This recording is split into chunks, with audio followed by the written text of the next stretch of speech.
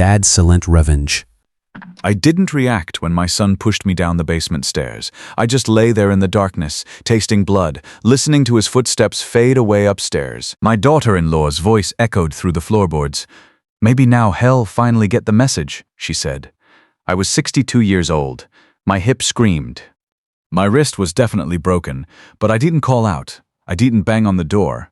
I just pulled out my phone with my good hand and made one call. 2 words. That's all I said. "It's time, Gene."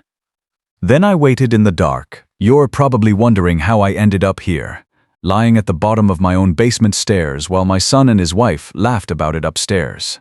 Let me back up. My name is Harold Morrison. Everyone calls me Hal. For the last 8 years, I've been what you might call retired. I live in a modest house in Cleveland, spend my days reading, going to the gym, visiting my late wife's grave every Sunday. I'm the quiet old man at the corner table in the diner, the one who tips well and never causes trouble. But that wasn't always who I was. My son Stanley never knew what I really did for 28 years. His mother, my beloved Dorothy, she knew. She's the one who made me promise to take it easy when I retired from Cleveland PD, and I did. I walked away clean, took my pension, started fresh. For 8 years, I was just Hal Morrison, devoted husband and father. Dorothy died 3 years ago when I was 59. Cancer, it took her fast. Stanley grieved for maybe a month before his wife Sharon started talking about moving in with me. "You're all alone now, Dad," he said. "We can take care of you, and honestly, our apartment is too small now that Sharon's pregnant. I should have seen it then, but I was lonely. I missed Dorothy. I wanted family around. That was my first mistake. They moved in within 2 months after Dorothy's funeral. At first it was fine. I gave them the master bedroom, took the smaller room upstairs. Sharon was sweet at first, always asking if I needed anything. Stanley seemed happy to have his childhood home back.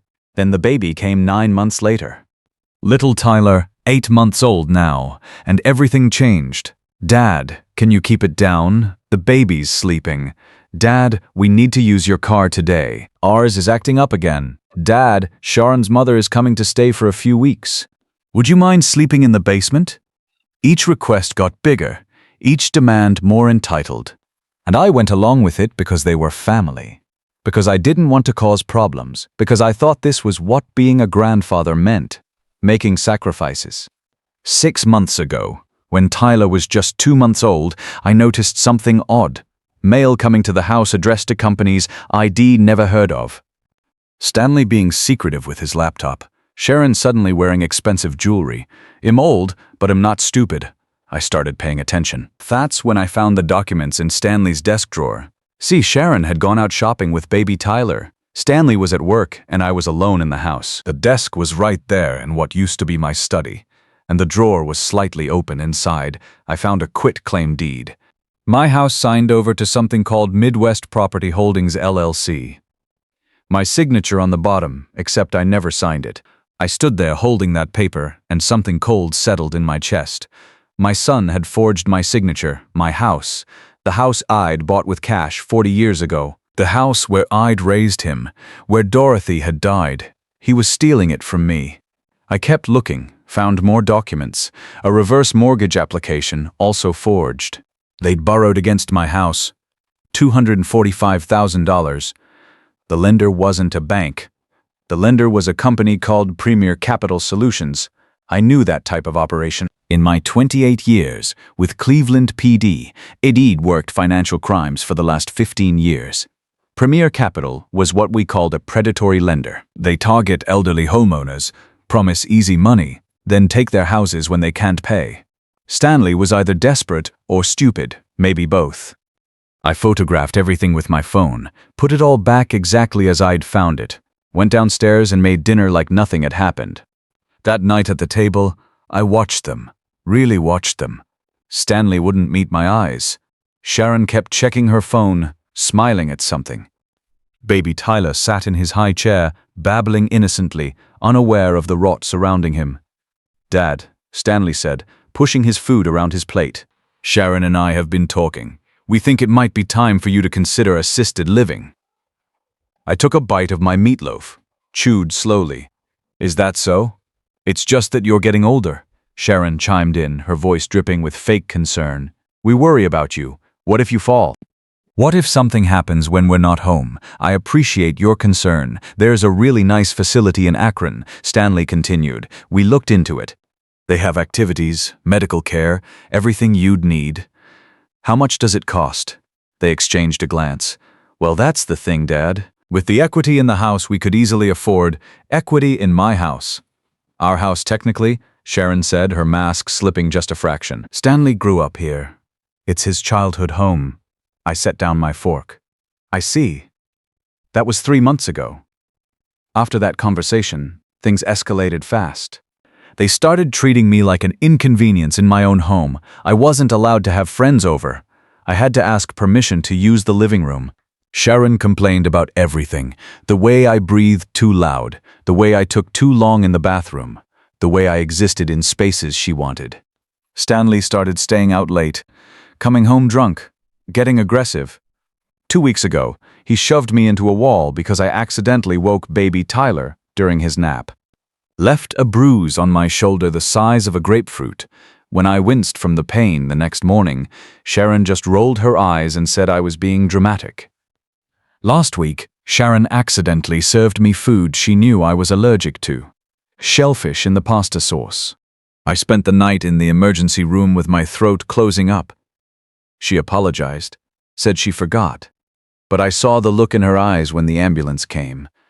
Disappointment that it wasn't worse. They wanted me gone, not just out of the house, gone permanently, and that brings us to tonight.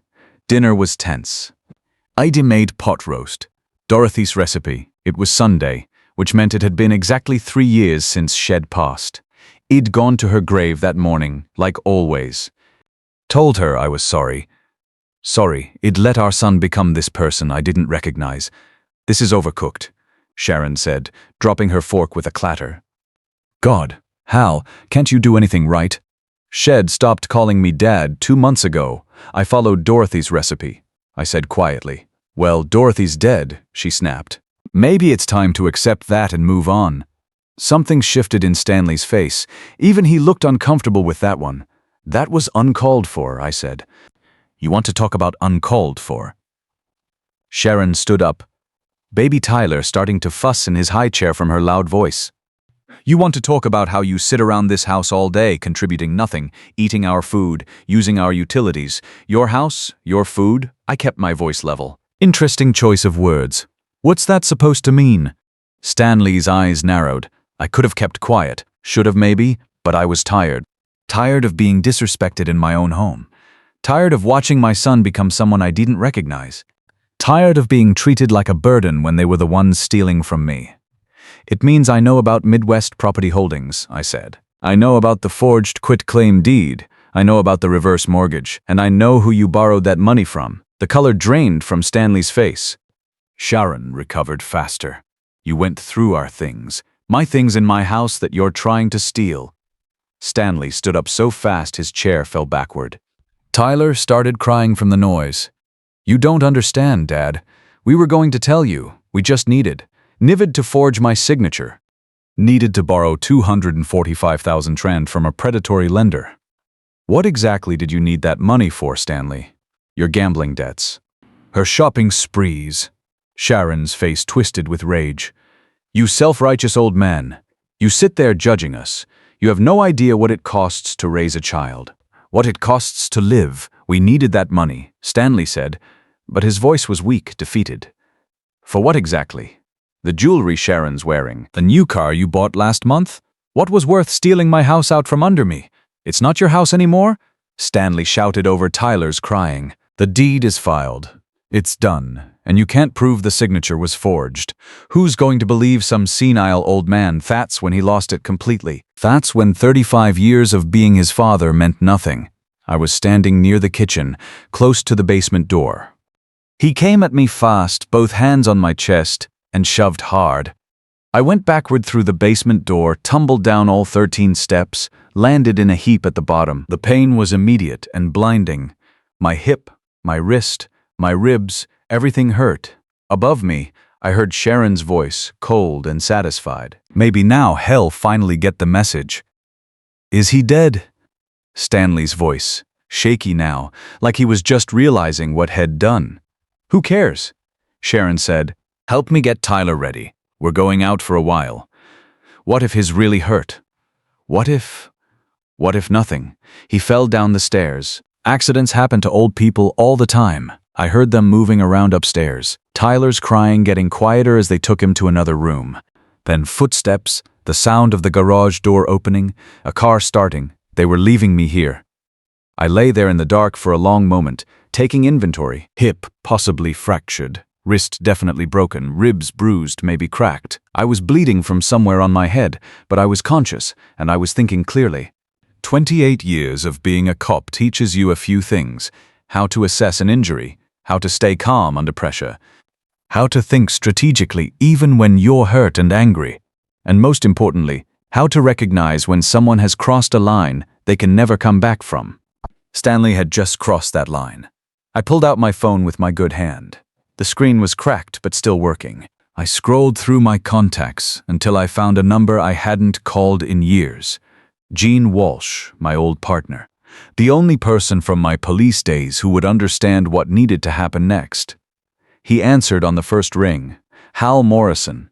I thought you were enjoying retirement." "Not anymore," I said, my voice steady despite the pain. "It's time." Gene a pause. I could almost hear him thinking, processing what I meant. "You sure that door doesn't open halfway once you walk through it?" "I'm sure. My son just pushed me down the basement stairs, left me here to die. And that's just the beginning of what they've done. Give me the details." So I did, lying there in my own basement, bleeding and broken. I told Gene everything.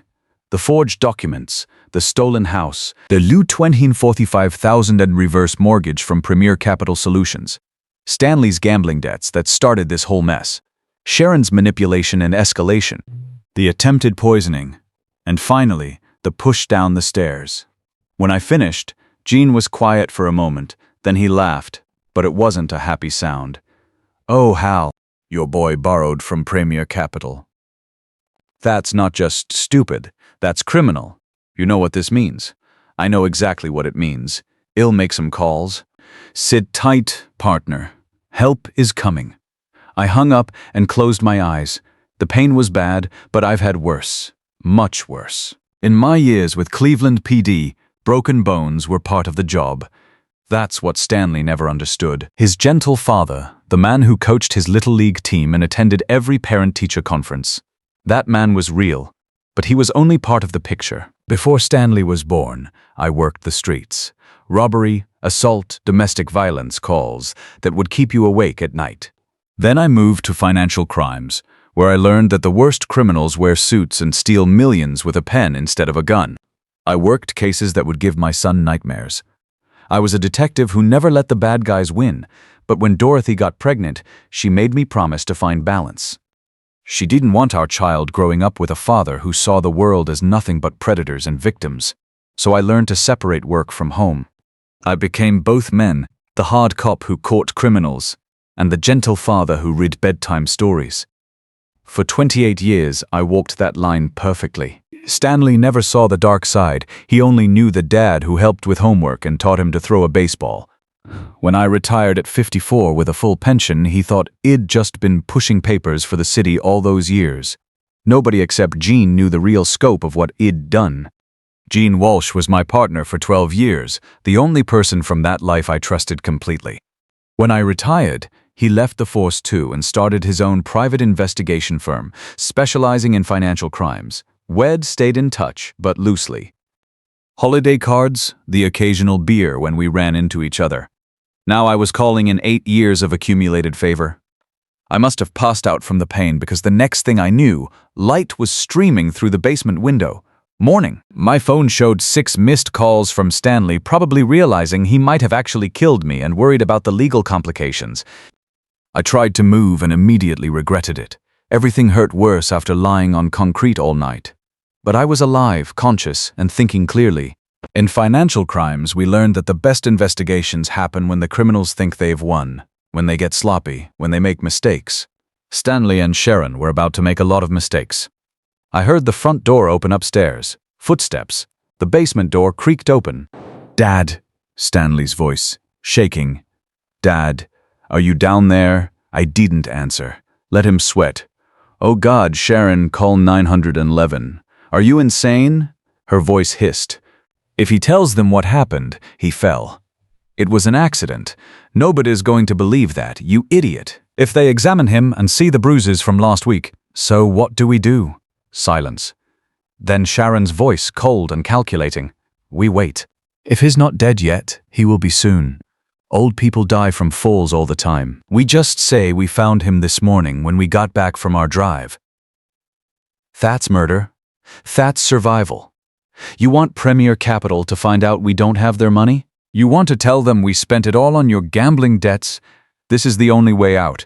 More silence. Then Stanley's footsteps retreating. The basement door closed with a click. They were going to let me die down here. My own son was going to let me die rather than face the consequences of what he'd done. I checked my phone. A text from Jean, wheels in motion. Linda Stevens from Financial Crimes on her way. Stay quiet. Play dead if they come down. Recording everything now. Linda Stevens. I remembered her, sharp detective, transferred to Financial Crimes about 5 years before I retired. If Jean had brought her in, this was about to become official very quickly. 6 hours later, I heard vehicles outside. Multiple cars, heavy footsteps, the front door being opened with authority, not a key. Cleveland police. Stanley Morrison, Sharon Morrison, step away from each other and put your hands where we can see them. What the hell? Stanley's voice, terrified. You can't just break into our house. We have a warrant. Stanley Morrison, you're under arrest for elder abuse, wire fraud, and forgery. Sharon Morrison, you're under arrest as an accomplice. I heard Sharon scream, heard baby Tyler start crying, heard chaos upstairs. Then footsteps thundered down the basement stairs. The light flicked on. 3 people stood over me. Gene Walsh, looking exactly the same except for some gray in his hair. Detective Linda Stevens from Financial Crimes, holding a badge, and a paramedic with a medical bag. Hal, Gene said, kneeling down. You look like hell. Feel worse. Did you get them? We got them, and a lot more, he gestured to Detective Stevens. Tell him. Linda crouched down, her voice professional but sympathetic. Your son and daughter-in-law weren't the only victims of Premier Capital Solutions. Mr. Morrison, we've been investigating them for 8 months as part of a federal task force. When Jean brought us your case last night, it gave us the missing piece we needed. What did you find? Evidence of systematic elder fraud. Stanley and Sharon weren't just victims, they were accomplices. They were recruiting elderly homeowners for Premier Capital in exchange for reduced payments on their own debt. Gene shook his head. Your boy was helping them steal from people like you, Hal. 8 other families in Cleveland alone. We found the recruitment files on Sharon's laptop, email chains, bank records showing their commissions. They've been running this scam for 6 months. The paramedics lifted me carefully, professionally. As they carried me up the stairs, I got a good look at the living room. Stanley and Sharon were in handcuffs, surrounded by police officers and FBI agents. Boxes of evidence were being carried out. Baby Tyler was with a social worker, crying but safe. Stanley couldn't look at me. Sharon shot me a look of pure hatred. You really going to let them do this? Stanley asked quietly as they led him past my stretcher. Do what? Hold you accountable for your choices. I'm your son. You pushed me down the stairs. You forged my signature. You stole from me and 8 other families. You were going to let me die. I leaned forward despite the pain. You stopped being my son when you chose this path. We needed the money. Everyone needs money. Not everyone becomes a thief and an attempted murderer. They took him away. Sharon followed, still cursing at me. Baby Tyler went with the social worker until other family could be located. Sharon's sister from Toledo, according to the paperwork I saw later. At the hospital, they x-rayed everything. Fractured hip, broken wrist, 3 cracked ribs, minor concussion. The doctor asked what happened. I fell down the stairs, I said. Someone should stay with you. Do you have family? No, I said. No family. They kept me for 4 days. Jean visited every day, bringing updates on the case. The FBI had seized Premier Capital Solutions offices. Stanley and Sharon's apartment had been searched, revealing boxes of documents, bank records, and communication with other elderly victims. The federal prosecutor is calling it one of the largest elder fraud rings they've seen in Ohio. Jean told me on day 3. Stanley and Sharon recruited 23 families across 3 counties, total damages over $2.8 million. What about baby Tyler? Sharon's sister took him. Clean background check, stable marriage, no criminal history. The kid will be fine. When I got home, Jean was waiting for me with Detective Stevens and a man I didn't recognize in an expensive suit. "Hal, this is Assistant District Attorney Arthur Peterson," Jean said. "He's prosecuting the case." Peterson shook my good hand carefully. "Mr. Morrison, I want you to know that your cooperation made this case. Without your evidence and willingness to testify, we never would have gotten the entire network." What's the timeline? Stanley pled guilty to elder abuse, wire fraud, and assault. 3 years federal prison, 5 years probation, full restitution to all victims. Sharon got 18 months for her cooperation in identifying other victims, but shall serve every day of it. And Premier Capital, shut down permanently. The owner got 8 years federal prison for racketeering. We seized $2.3 million in assets. Every family is getting their money back, plus damages. Linda Stevens handed me a folder. Your house deed has been corrected and filed. The reverse mortgage has been voided. Legally, it's like none of this ever happened, except it did happen. The bruises faded. My wrist healed, but the knowledge of what my son was capable of never would. 3 months later, I got a letter from Stanley in federal prison. He said he was sorry. He said Sharon had manipulated him. He said he wanted to make things right when he got out. I threw the letter away without finishing it. You see, some people think family means unconditional forgiveness. That blood should excuse any betrayal. Those people have never been pushed down the stairs by their own child. Those people have never had their life's work stolen by someone they raised and loved. I live alone now. My house is mine again. I have my routines, my quiet life.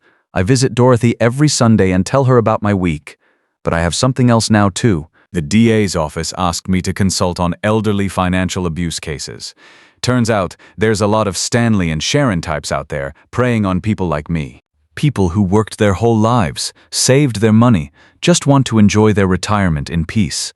Last month, I helped catch a grandson who was stealing his grandmother's Social Security checks. The month before, it was a daughter who was forging her father's signature on bank withdrawals. Each case reminds me that what happened to me wasn't unique. It was part of a pattern, a type of crime that targets the most vulnerable among us. I'm not fully retired anymore. I'm not the quiet old man at the corner table. I'm the guy who knows how these predators work, and I'm the guy who stops them. Jean and I work together now, his pie firm and my experience making a good team. Stanley gets out in 18 months. He's written me 12 letters total. I've thrown them all away. Some bridges, once burned, can't be rebuilt. Some betrayals cut too deep for healing. But I sleep well at night, knowing that other families won't go through what I went through. And at my age, that's worth more than all the family reconciliation in the world. The best revenge isn't getting even. It's using your pain to protect others from the same fate. Stanley thought he was pushing a helpless old man down the stairs. Instead, he awakened someone who'd spent 28 years learning how to catch criminals like him. Sometimes I dream about Dorothy. She's sitting at our kitchen table, the one Stanley grew up eating at. She asks me if I did the right thing. I tell her about the other families we saved, the predators we caught, the elderly victims who got their money back and their dignity restored. She nods and says, "That's my Hal. Always protecting people." When I wake up, I know she approves. Not of what Stanley became, but of what I chose to do about it. The house is quiet, but it's my quiet, now clean quiet, honest quiet, and that makes all the difference. Yesterday, Linda Stevens called with a new case, a 68-year-old widow in Lakewood whose nephew has been managing her finances. The bank flagged some suspicious transactions. Would I be willing to take a look? I told her I'd be there this afternoon because that's what I do now. I'm Harold Morrison, 62 years old, and I protect people from their own families when those families forget what love actually means. And am very good at my job. Sometimes the people who hurt us the most teach us the most valuable lessons, not about forgiveness, but about purpose. My son's betrayal didn't break me. It revealed who I was meant to become. They say blood is thicker than water, but I learned that integrity is thicker than both. When family becomes the enemy, protecting strangers becomes the highest form of love.